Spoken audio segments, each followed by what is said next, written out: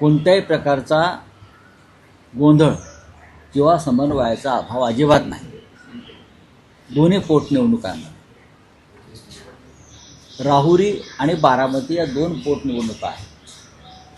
दोन्ही मतदारसंघामधल्या आमदारांचं दुर्दैवी निधन झालेलं आहे आणि निवडणुका लढायच्या की नाही या संदर्भात गेल्या काही दिवसापासून महाविकास आघाडीमध्ये अंतर्गत चर्चा सुरू आहे. असं काही नाही की चर्चा सुरू नाही. काल स्वतः माननीय शरद पवार यांचं उद्धव साहेबांशी चर्चा झाली.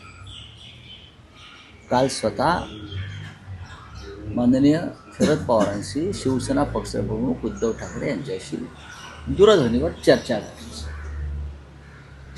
माझ्या माहितीप्रमाणे राहुरी संदर्भात आज शरद पवार यांच्या पक्षाची बैठक आहे. काल जयंतराव पाटील यांच्याशी सुद्धा माझी चर्चा झाली. आम्ही काल काही चर्चा केली. काँग्रेस पक्षाच्या नेत्यांशीही आमचा संवाद सुरू आहे. याच्यामध्ये शिवसेनेची भूमिका थोडी कमी आहे. याचं कारण बारामती ही जागा आम्ही लढलो नव्हतो, ती शरद पवार साहेबांनी त्यांच्या पक्षाची जागा आहे. आणि राहुरीसुद्धा मागच्या निवडणुकीमध्ये ही राष्ट्रवादी काँग्रेस पक्ष शरद पवार साहेबांच्या पक्षाची जागा. निर्णय त्यांनी घ्यायचा काय करायचं. राहुरीमध्ये आमच्या पक्षाकडून एकूण 3 इच्छुक आहेत. राजकारणामध्ये निवडणूक लढण्यासाठी कार्यकर्ते पुढे येत असतात. राहुरीमध्ये आमच्या पक्षाकडून 3 महत्त्वाची लोक, जर समन्वय नाही असं कोणाचं म्हणणं असेल तर ते चुकीचं आहे. पण आम्ही असं म्हणतो आहे, जरी आमच्याकडे इच्छुक असले तरी महाविकास आघाडी म्हणून निर्णय घ्यावा लागेल. प्राजक्त तनपुरे तिकडे माजी आमदार आहेत, त्यांनी मागची निवडणूक लढवलेली आहे राष्ट्रवादी काँग्रेस पक्षाकडून. ते यावेळेला निवडणूक लढणार आहेत की नाहीत या संदर्भात आज राष्ट्रवादी काँग्रेसमध्ये निर्णय होईल अशी माझी साधारण माहिती आहे. त्यानंतर आम्ही त्याच्यावरती निर्णय घेऊ. काँग्रेस पक्ष हा त्यानंतर राहील.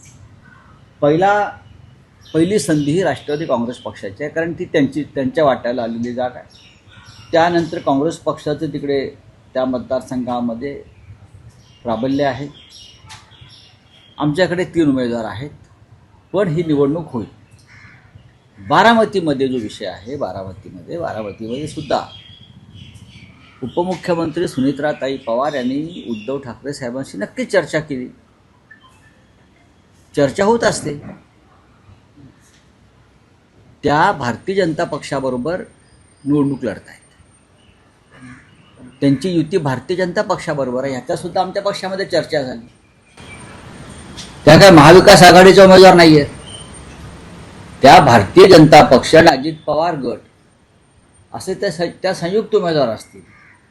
अशा वेळेला त्यांनी जरी चर्चा केली असली माननीय उद्धव साहेबांशी, तरी उद्धव ठाकरे साहेब निर्णय घेतील.